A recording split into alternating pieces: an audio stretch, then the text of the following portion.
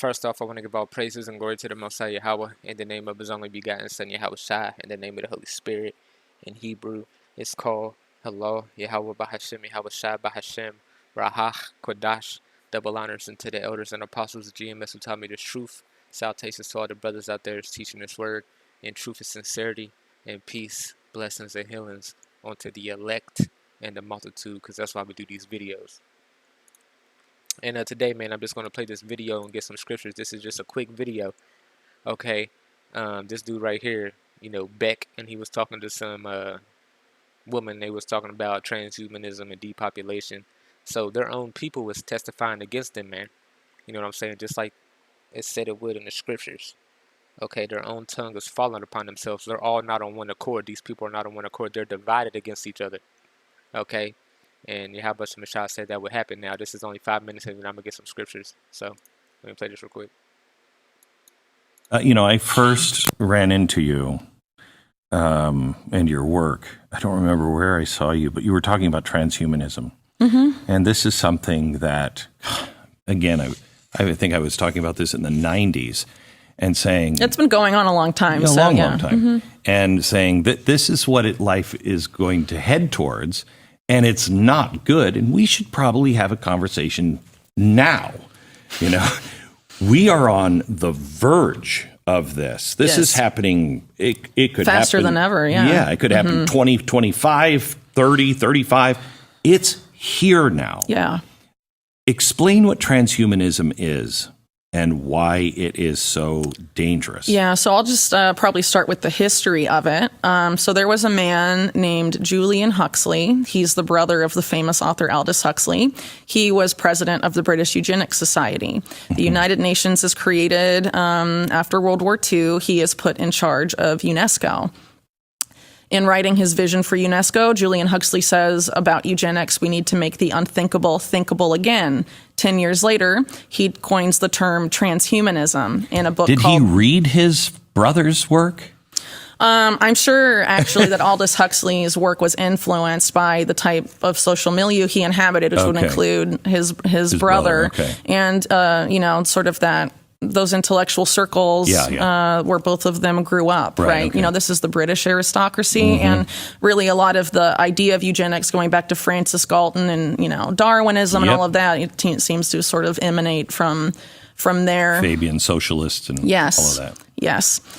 So in a book in 1957, I believe, called New Bottles for New Wine, something like that, Julian Huxley coins the terms transhumanism and talks about how the new eugenics is going to be merging man with machine. So this is basically eugenics rebranded, and a lot of people that funded eugenics causes of the past, like the Rockefeller family, are, you know, big proponents of transhumanism today, and it's getting increasingly problematic. I would say, you know, if you look, for example, at the new head of the FDA, who very few people have bothered to look into, Robert Califf, he's a former Google Health executive.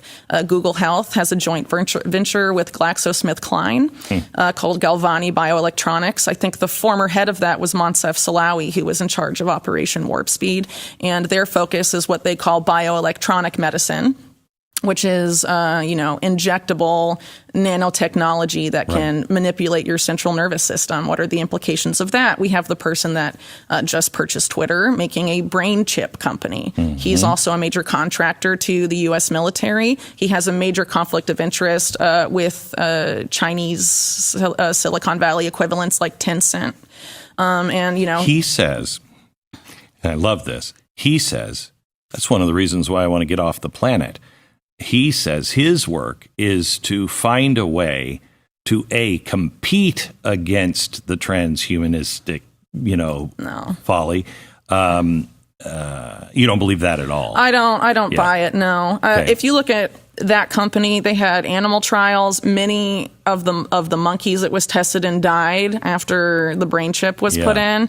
If that were my company, I would reformulate everything or shut it down if it was going to kill that many animals, but it's already moved into human trials. I mean, even though it's killing all the monkeys. Well, it killed many monkeys. I forget the exact number, but a significant portion. See, this is where it gets frightening. Well, it's tied up with depopulation, right? You have this being sort of the new path of eugenics. And so, I don't think these people ultimately care about, how many people are left, right? Smart and right. Well, eugenics Thank you.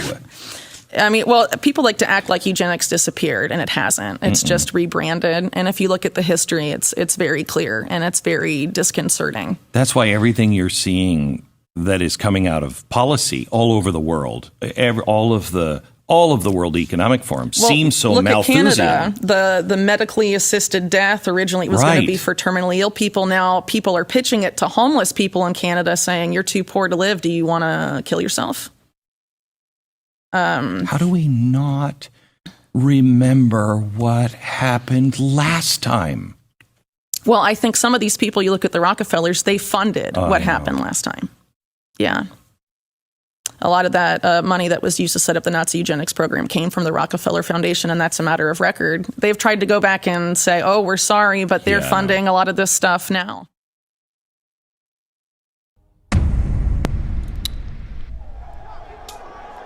Boom. You know what I'm saying? So, their people is, cussing them out, man. Bringing it out to the people, man.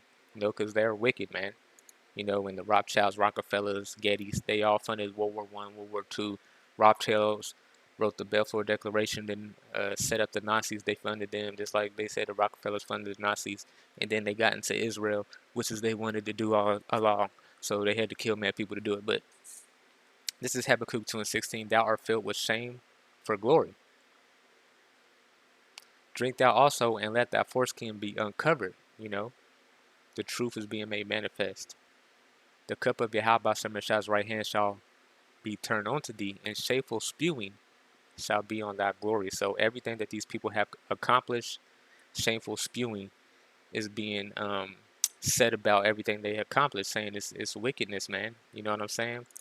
This is Sirach 41:7. The children will complain of an ungodly father. Now this is what she's doing. She's complaining I've heard about her people being wicked. She's crying for an ungodly father, knowing her people are ungodly, man. It says, because thou shalt be a reproach for his sake, because they're going to pay for what these people have done. You know what I'm saying? The sins go into the children, man. You know what I'm saying? And we're just going to go to Isaiah 14 and read what's going to happen to these people, man. Now they complaining now when everything, they killed almost all the Israelites, enslaved the Israelites, the blacks, Latinos, the Native Americans. And they never thought of the latter end, what was going to happen. Okay, let me get that real quick. They just did everything willy-nilly. They never thought of, what you put in is what you're going to get out.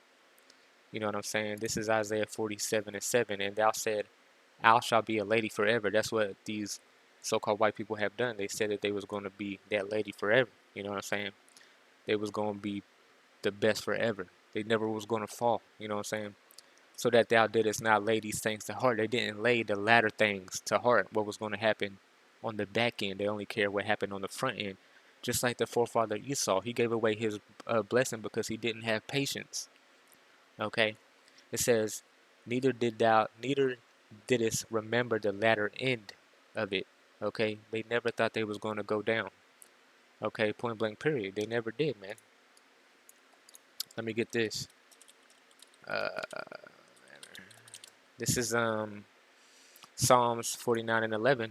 Their inward thought is that their house shall continue forever, and their dwelling places to all generations. They call their lands after their own names. Just like America, okay, that was Americanus.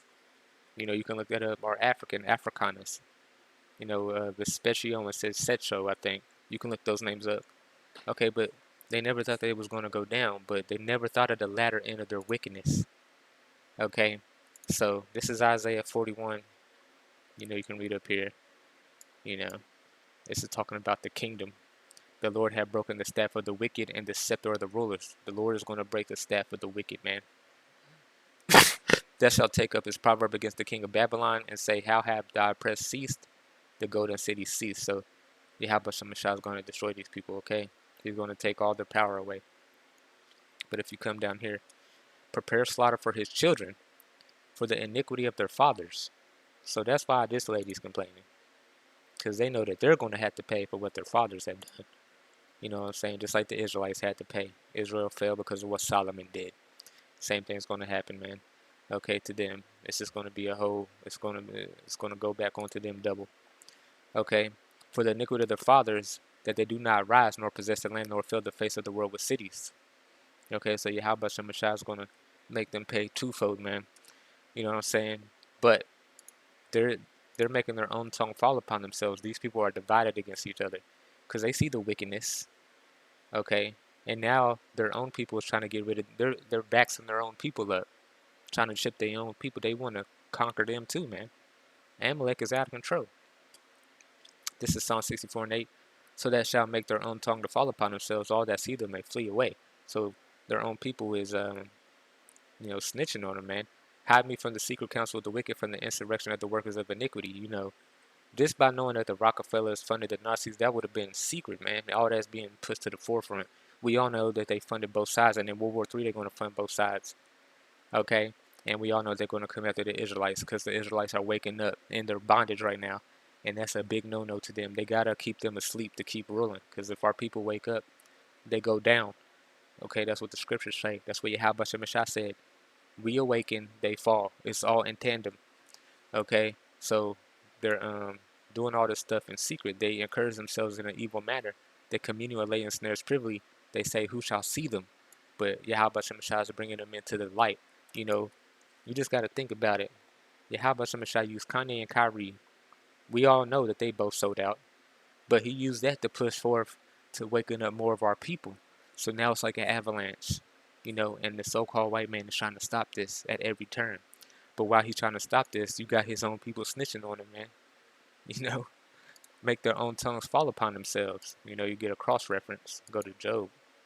Job 15:6. Thine own mouth condemneth thee, and not I. Yea, thy own lips testify against thee. Your own people is snitching against you, man. We've been bringing it out, and now your own people is bringing it out. Because at the end of the day, everybody just wants this earth to be run right, and these people have mismanaged the earth.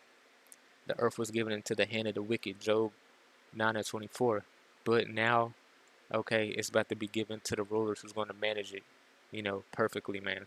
So nobody mourns anymore. So nobody's hurt anymore. So nobody gets sick anymore. Okay, because y'all have defiled the air, food, water, animals. Y'all vaccine animals and try to feed them to the people, man. That's wickedness, man. Your own people is getting tired of it. That's why you got this lady speaking now, man. And it says, your widows shall not mourn thee.